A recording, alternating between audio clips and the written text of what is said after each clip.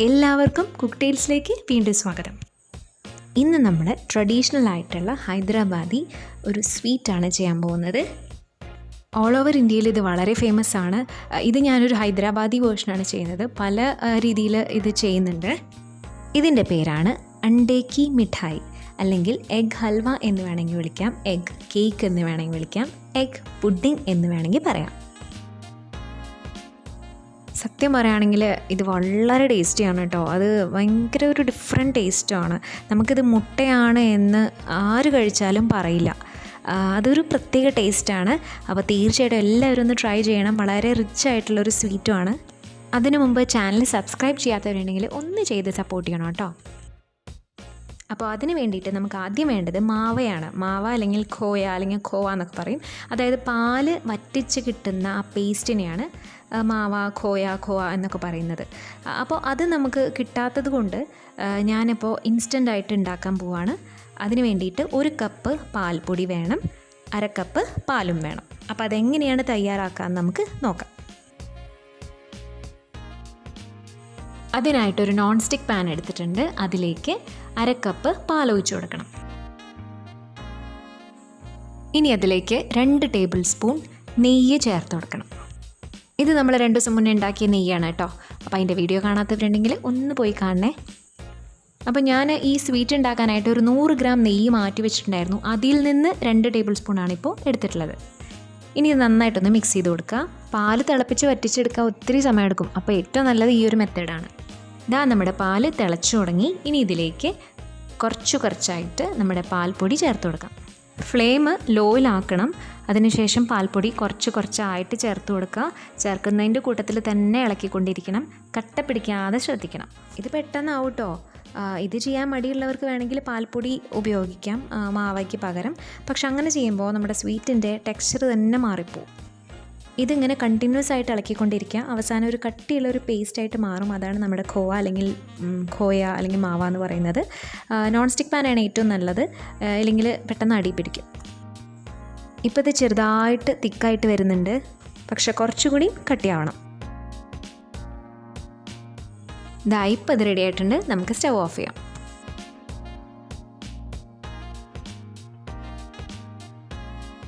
അപ്പോൾ നമുക്ക് egg sweet ഉണ്ടാക്കാനായിട്ട് എന്തൊക്കെയാണ് വേണ്ടതെന്ന് നോക്കാം.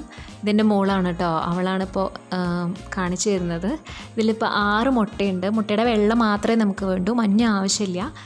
പിന്നെ നമ്മൾ എടുത്തിട്ടുള്ള നമ്മുടെ മാവ അല്ലെങ്കിൽ ഖോയ നമ്മൾ എടുത്തിട്ടുള്ളത്.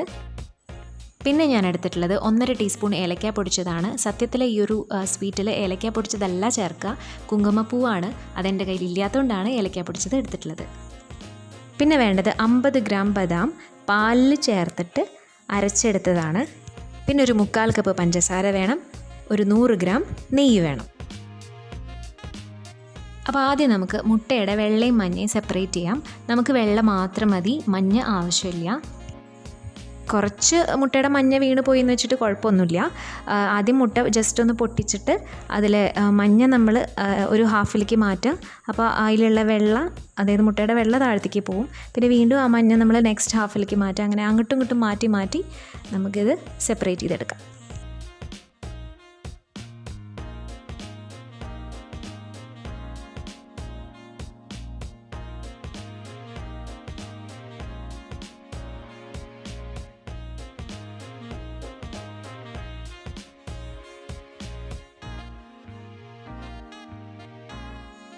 അപ്പോൾ എഗ് യോക്ക് സെപ്പറേറ്റ് ചെയ്തെടുത്തിട്ടുണ്ട്. ഇനി ഇതിലേക്ക് 3/4 കപ്പ് പഞ്ചസാര പൊടിച്ചിട്ട് ചേർക്കുകയാണ്. മധുരത്തിന് വേണ്ടാന്നുള്ളവർക്ക് കുറച്ച് ചേർത്താൽ മതി, അതായത് 1/2 കപ്പോളം ചേർത്താൽ മതി. കാരണം നമ്മൾ പാൽപ്പൊടി ചേർത്തിട്ടുണ്ട്, അതിൽ ഓൾറെഡി കുറച്ച് മധുരമുണ്ട്. അപ്പോൾ മാത്രമല്ല, ഇത് ഇളം ചൂടോടെ അല്ലെങ്കിൽ ചൂടോടെ കഴിക്കുന്നതിനേക്കാട്ടിലും ഏറ്റവും നല്ലത് ഫ്രിഡ്ജിൽ വെച്ച് കഴിക്കുന്നതാണ്. തണുപ്പിച്ച് കഴിക്കുന്ന സ്വീറ്റ്സ് ഒക്കെ ആണെങ്കിൽ മധുരം കുറച്ച് കൂടുതലെടുക്കണം, എന്നാൽ മാത്രമേ ആ കറക്റ്റ് സ്വീറ്റ്നെസ് നമുക്ക് കിട്ടുള്ളൂ. അപ്പോൾ പഞ്ചസാര പൊടിച്ചത് ചേർത്ത് കൊടുക്കാം. ഇനി ഇത് വിസ്കോ അല്ലെങ്കിൽ ഫോർക്കോ അല്ലെങ്കിൽ ഏതെങ്കിലും സ്പൂൺ വെച്ചിട്ടൊന്ന് നന്നായിട്ട് മിക്സ് ചെയ്ത് കൊടുക്കുക.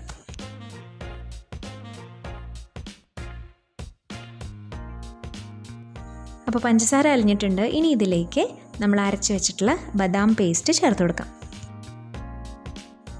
ഒരുപാടിട്ട് മിക്സ് ചെയ്യേണ്ട ആവശ്യമില്ല, കാരണം നമ്മൾ അവസാനം മിക്സിയുടെ ജാറിലിട്ടിട്ടൊന്ന് അടിച്ചെടുക്കേണ്ടതാണ്.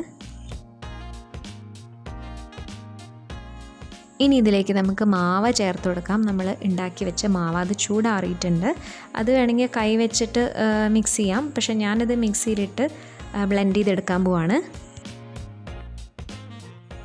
ഇതെൻ്റെ മോളാണ് മിക്സ് ചെയ്യാനായിട്ട് ഹെൽപ്പ് ചെയ്യാൻ വന്നിരിക്കുകയാണ്.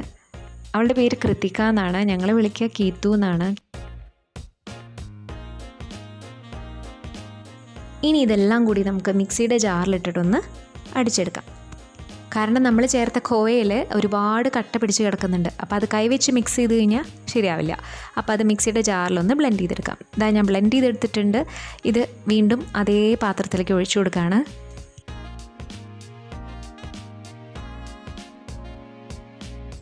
ഇനി ഇതിലേക്ക് ഏലക്കാപ്പൊടി ചേർത്ത് കൊടുക്കാം. ഏലക്കാപ്പൊടിക്ക് പകരം ശരിക്കും ഉപയോഗിക്കേണ്ടത് കുങ്കുമപ്പൂവാണ്. അതുള്ളവർ അത് തന്നെ ഉപയോഗിക്കുക. എൻ്റെ കയ്യിൽ ഇല്ലാത്തതുകൊണ്ടാണ്. ഇനി അതല്ല വാനില എസൻസ് വേണം എന്നുള്ളവർക്ക് അത് ചേർത്ത് കൊടുക്കാം. ഞാനൊരു ഇച്ചിരി കളർ കിട്ടാൻ വേണ്ടിയിട്ട് ഒരു 1/4 ടീസ്പൂൺ മഞ്ഞൾപ്പൊടി ചേർത്ത് കൊടുത്തിട്ടുണ്ട്. കുങ്കുമപ്പൂ ചേർക്കുന്നവർക്ക് മഞ്ഞൾപ്പൊടി ചേർക്കേണ്ട ആവശ്യമില്ല. അതിന് ഓൾറെഡി നല്ല മഞ്ഞ നിറം കിട്ടും. ഇനി ഇതിലേക്ക് നെയ്യ് ചേർത്ത് കൊടുക്കുകയാണ്. ഞാൻ ആകെ 100 ഗ്രാം നെയ്യാണ് എടുത്തിട്ടുള്ളത്. അതിൽ 2 ടേബിൾ സ്പൂൺ നമ്മൾ മാവ ഉണ്ടാക്കുമ്പോൾ ഉപയോഗിച്ചിട്ടുണ്ടായിരുന്നു. ഇനി ഇതിലേക്ക് കുറച്ചായിട്ടൊന്ന് ചേർത്തൊന്ന് മിക്സ് ചെയ്തെടുക്കുകയാണ്.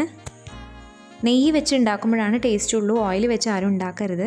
നെയ്യ് അധികം ഇഷ്ടമില്ലാത്തവർ നെയ്യിൻ്റെ അളവ് കുറച്ചാൽ മതി. ഞാനൊരു 2 ടേബിൾ സ്പൂൺ കൂടി നെയ്യ് ചേർക്കുകയാണ്. അപ്പോൾ നമ്മൾ ആദ്യം ഖോയ ഉണ്ടാക്കുമ്പോൾ ചേർത്തതടക്കം ആകെ 11 ടേബിൾ സ്പൂണാണ് നെയ്യ് ചേർത്തത്. ഇനി ഇതൊന്ന് നന്നായി മിക്സ് ചെയ്ത് കൊടുക്കുക. അപ്പോൾ നമ്മുടെ മിക്സ് റെഡി ആയിട്ടുണ്ട്. ഇത് നമുക്കൊന്ന് ഹാഫ് കുക്ക് ചെയ്യണം. അതിന് വേണ്ടിയിട്ട് ഞാനൊരു നോൺ സ്റ്റിക്ക് പാൻ എടുത്തിട്ടുണ്ട്. അതിലേക്ക് ഈ മിക്സ് ഒഴിച്ചു കൊടുക്കാം. ഇനി ഇതൊന്ന് ലോ ഫ്ലെയിമിലിട്ടിട്ടൊന്ന് കുക്ക് ചെയ്യണം. ചെറുതായിട്ടൊന്ന് കുറുകി വരുമ്പോൾ നമുക്ക് സ്റ്റവ് ഓഫ് ചെയ്യാം. പക്ഷെ കുറുകുന്നത് വരെ കണ്ടിന്യൂസ് ആയിട്ട് ഇളക്കിക്കൊണ്ടിരിക്കണം.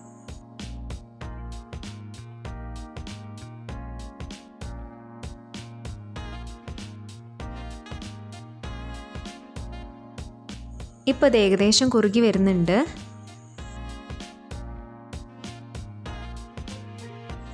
ഇപ്പോൾ ഇത് റെഡി ആയിട്ടുണ്ട്. ഇത്രയും മതി. ഇനി നമുക്ക് ഫ്ലെയിം ഓഫ് ചെയ്യാം.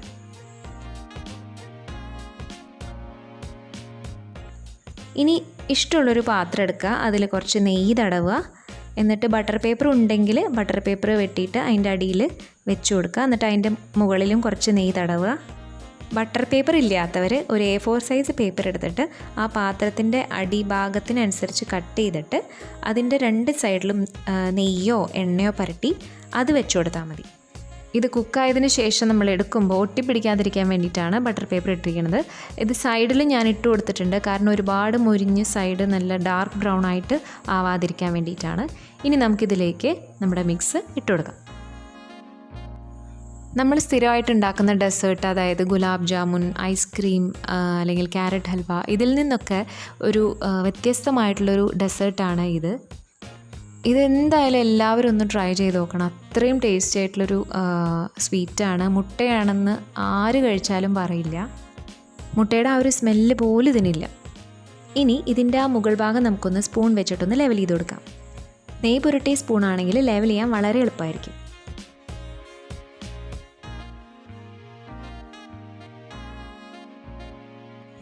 ഇനി ഇതൊന്ന് ടാപ്പ് ചെയ്ത് കൊടുത്തിട്ട് ഇതിൻ്റെ മുകളിലേക്ക് 1 ടേബിൾ സ്പൂൺ നെയ്യ് കൂടി ഒഴിച്ചു കൊടുക്കാം. ഇപ്പോൾ ആകെ 12 ടേബിൾ സ്പൂണായി.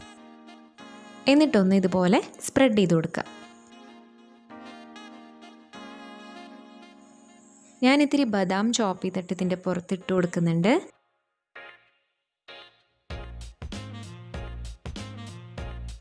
ഇനി ഇതൊന്ന് ബേക്ക് ചെയ്യണം. ബേക്ക് ചെയ്യാനായിട്ട് ചീനച്ചട്ടി 10 മിനിറ്റ് മീഡിയം ഹീറ്റിൽ പ്രീ ഹീറ്റ് ചെയ്തതാണ്. പ്രീ ഹീറ്റ് ചെയ്ത ചട്ടിയിലേക്ക് ഇതുപോലെ ഒരു റിങ് വെച്ച് കൊടുക്കുക. എന്നിട്ട് നമ്മുടെ എഗ് മിക്സ് അതിൻ്റെ മുകളിലേക്ക് വെച്ച് കൊടുത്തിട്ട് അടച്ച് വെച്ചിട്ട് 20 മിനിറ്റ് മിനിമം കുക്ക് ചെയ്തെടുക്കണം. ഇതാ 20 മിനിറ്റ് കഴിഞ്ഞിട്ടുണ്ട്. നമ്മുടെ എഗ് സ്വീറ്റ് ഇവിടെ റെഡി ആയിട്ടുണ്ട്. നമ്മളിതിൽ നോക്കുമ്പോൾ നമ്മുടെ ആ ഒരു സ്വീറ്റിൻ്റെ ചുറ്റും ബ്രൗൺ കളറായിട്ടുണ്ടാവും. മാത്രമല്ല അവിടെ നെയ്യ് ഇങ്ങനെ തിളയ്ക്കുന്നതായിട്ട് നമുക്ക് കാണാം. ഇത് നന്നായിട്ട് ചൂടാറണം. എന്നിട്ട് മാത്രമേ നമുക്ക് ഈ പാത്രത്തിൽ നിന്ന് ഇത് ഡിമോൾഡ് ചെയ്യാൻ പാടുള്ളൂ. ഇപ്പോൾ അരമണിക്കൂർ കഴിഞ്ഞിട്ടുണ്ട്. നന്നായി ചൂടാറിയിട്ടുണ്ട്. ഇത് ഞാനൊരു പ്ലേറ്റിലോട്ട് ഡിമോൾഡ് ചെയ്ത് എടുക്കുകയാണ്.